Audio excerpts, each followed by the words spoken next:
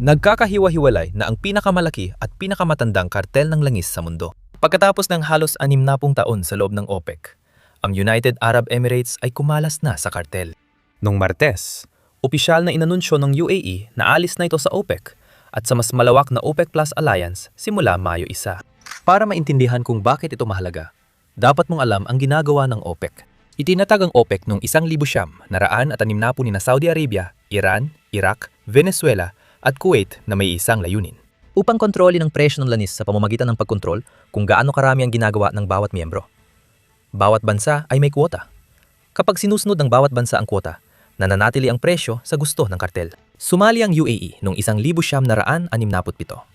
Mula noon, naging isa sila sa pinakamakapangyarihang miyembro sa loob ng kartel. Ang UAE ang ikatlong pinakamalaking tagagawa sa grupo na may kapasidad na 4.8 milyong bariles bawat araw. Ngunit nililimitahan sila ng Saudi Arabia sa humigit kumulang 3.2 milyong bariles bawat araw. Kaya sa loob ng ilang taon, ang mga Emirati ay may tinatayang 1.6 milyong bariles ng langis na pinapayagan silang gawin pero hindi pinapayagang ibenta. Isipin mong sinabihan kang pwede mong palagiin ang negosyo mo pero hanggang 60% lang ng kaya mo.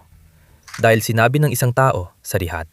Iyan ang pinagdadaanan ng UAE sa buong panahong ito. Matagal na rin silang galit at sawang-sawa na.